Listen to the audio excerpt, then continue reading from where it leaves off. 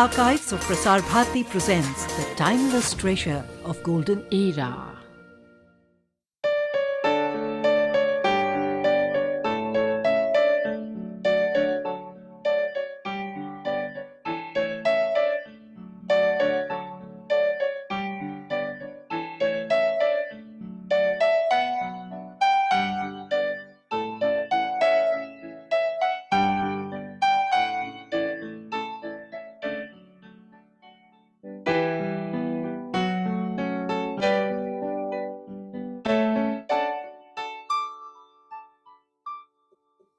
From a very early days, Vijaya Mehta has always been close to the Bombay film world, especially since the theatre in Bombay was quite entwined with the vibrant Bombay film industry. It was in the Marathi theatre that she first made her mark, and it was a meeting with a doyen of Indian theatre that was to alter the course of her career and veer it towards making her a formidable reputation as a creative artist.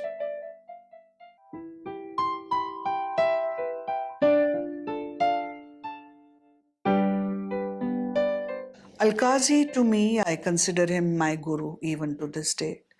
I think gave me a very serious insight into theatre as an art form. I don't think it trained me as an actress or a director, but much more than that. It was a very intense period. I was with Alkazi for about 2 years and a bit over. And I would have continued to stay on with him, but as I said, I had my workspace defined already at the age of 18, and that had to be Marathi theatre. And so I said, no, I have to go back to Marathi theatre. I can't keep on doing English theatre with you.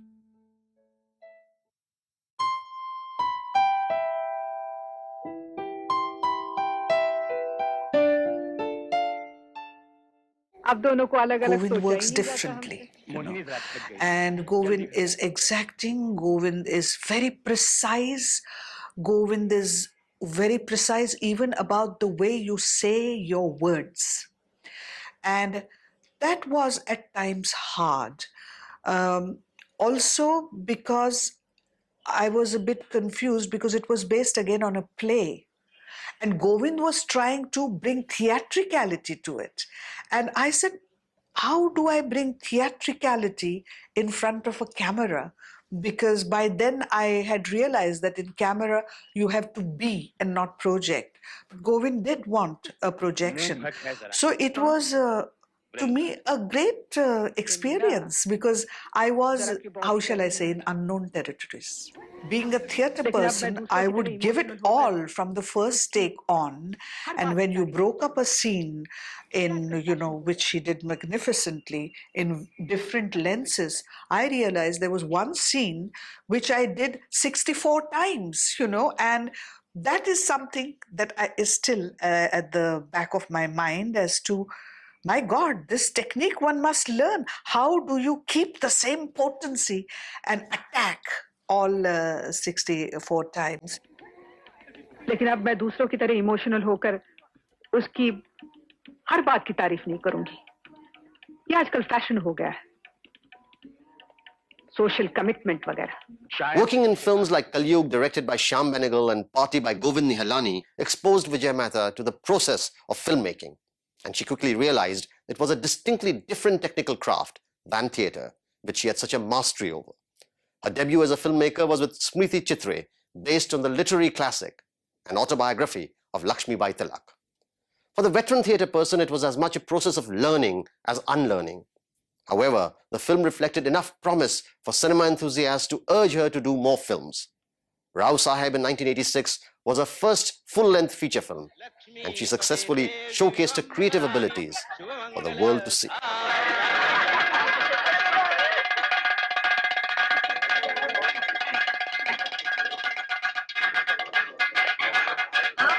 I had done Barrister as a play and had acted as an actress in it for 7 years. And right from the moment go, when I was even doing the production or the direction for the play, I always considered it cinematic. Even on stage, it had that quality. And therefore I said, well, can I do this play? And when they said, yes, it's a fantastic subject, I went back to the novel because I realized that the novel structurally is closer to a screenplay.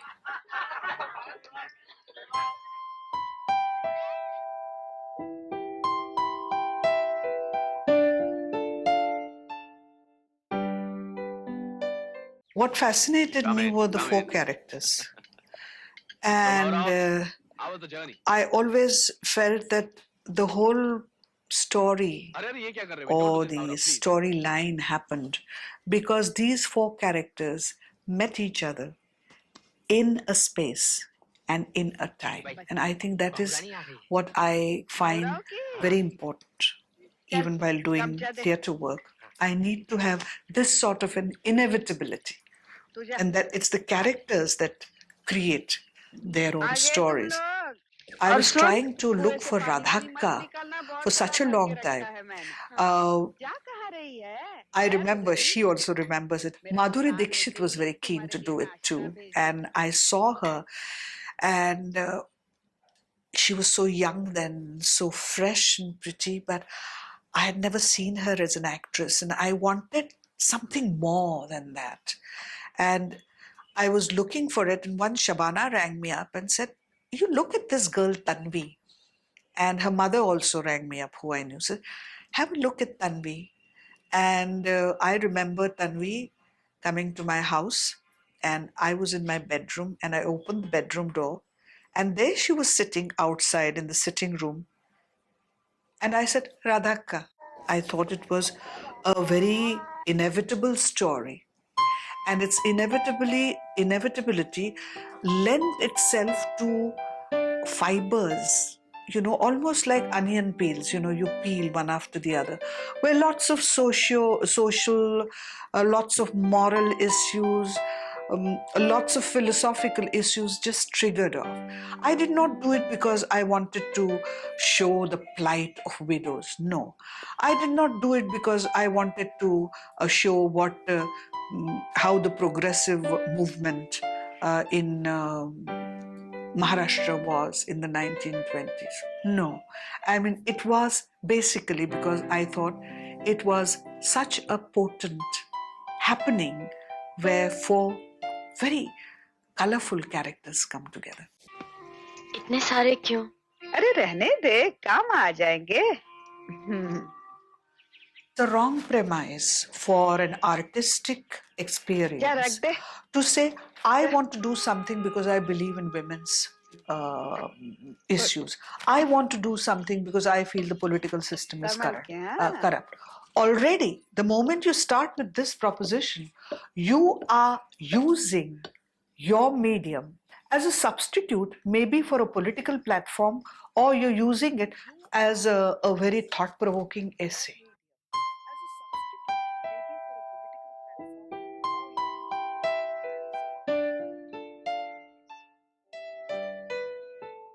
I'm married to a Parsi. The only Parsi community and its facets that I knew were the fun-loving. Karanjia brought his whole literature to me, not for doing a film. He said, why don't you read it? I had written it in Illustrated Weekly 35 years ago. Here was a man who wrote about his community full of human beings and shades.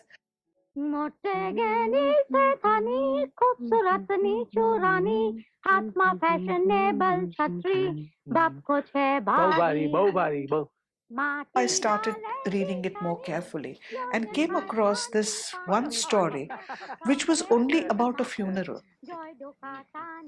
where he meets a friend after many years. They've had no contact, and then when he goes to meet him the second time, he dies, he's dead, and how he then recollects what his friend was. It was an incident.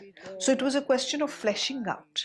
And it was a whole exercise where I fleshed out totally sequences which were not at all in the play, but triggered off by that one evening of the funeral. And then I worked with Karanjia to say, am I capturing the Parsi milieu well? What we did was also fascinating.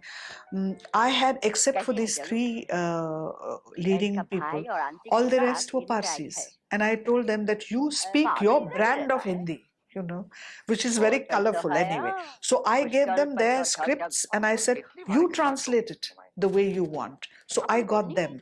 But for Nasir, Shabana, and Anupam, what I did was I wrote the dialogues first in Hindi, the way I understood it, sometimes in English. Then I sat with Karanjia and we translated the whole bit in Parsi Gujarati. And then from Parsi Gujarati, we did it in Hindi. In fact, Nasir had a photograph of a person who he copied in his whole demeanor. When you say copy, it's really trying to discover the inner rhythm of a character. He had a photograph with which he stayed to see how he looks and what is, and it helps. I believe in feeding the actors as much sensuous material as possibly can, including perhaps a biography since the time they were born. If I felt that this hairstyle that this Parsi girl does somewhere is akin to Jeru's, I will send that person under some pretext or the other to Shabana. And if Shabana thought, yes, that was okay, then that was the hairstyle. She wore a sari and she took this. And all of a sudden she shouted and says, bye. So what? Madam, I think I have got Jeru.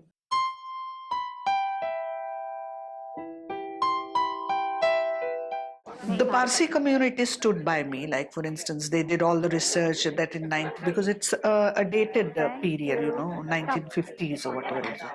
What were the clothes they wore? And they gave all the clothes galore. There was no costume budget for it. It was all the Parsi friends who brought the houses. They said, okay, you come and shoot here. In spite of a small number of feature films which she has directed, Vijaya Mehta is acknowledged as a remarkably gifted member of the filmmaking fraternity. Her work on television has only added to her stature as an artist with a distinctly visual expression. Her telefilm Shakuntala in 1986 and Haveli Bulanthi in 1987 were adapted from her earlier stage productions. However, it was Hamida Bai Ki Koti with its emphatic execution and dramatic element that came in for as much popular acceptance as critical acclaim. Hamida Bai Ki Koti was about the period when records started being cut of classical music. And it also coincided with a period when ghazal and tumri were being used by cinema houses. And therefore, the Koti singing was suffering a lot, because for Koti singing, you had to, the patrons had to pay a lot of money. But where you could listen to it day in and day out on a record, or you could go and, as Hamida Bai Ki Koti, one of the characters says, कि एक चौवन नहीं फेंका तो सुनाई देता है, तो कौन आएगा कोठी पे? That was the period, and the woman for whom Koti singing was a religion, you know, who believed that the voice is God's gift. And how can you replicate God's gift? It dies with you.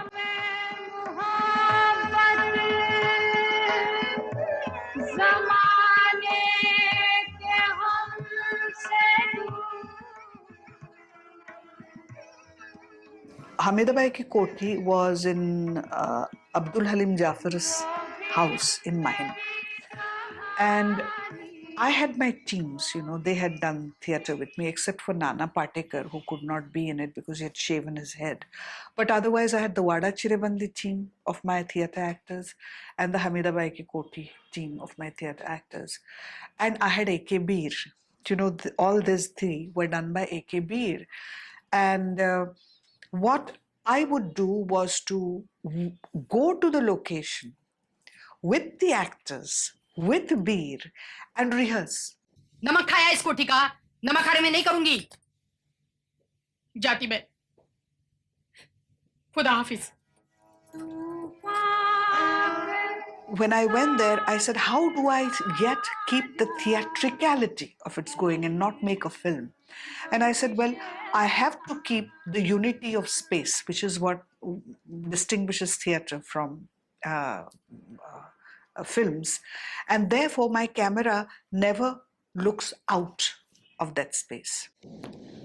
बड़े इंसानों से गलतियां तो भी बड़ी हो जाती हैं। अब यही देख, इतना नाम कमाया, लेकिन इतना सा छोटा सा नाम तुझको अपनी बच्ची को नहीं दिया। जाने दो, वो हमारा जाती मामला है। दिल छोटा मत कर बेटी। समुंदर को देख, उसको भी तो चांद का इंतजार करना पड़ता है।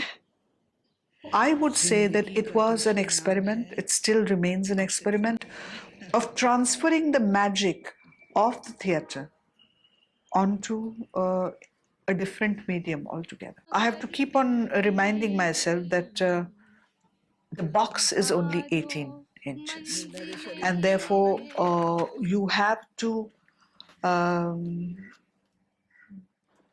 cut to the happenings in a much closer, as a much closer encounter. I mean, you can't really go into long shots and give panoramic views because the impacts are lost. I mean, you can see it, but it's so tiny. Like, you cannot really afford to have mid shots. In fact, it surprises me when scenes are done with people whose faces are this much because their bodies take most of the space. And that was one thing that I had to remember while doing even Lifeline, which had about 95 actors, and I did 22 episodes. What distinguishes Vijaya Mehta from other filmmakers is a strong influence of the progressive Marathi theatre and its concerns in her cinema. Her sense of humor, a sense of drama, and her eye for detail have made her films as remarkable as her stage productions. No mean achievement for a filmmaker who made her directorial debut almost at the age of 50. Theatre, cinema, and television, Vijaya Mehta has carved a special niche for herself in all three major audiovisual forms of the 20th century.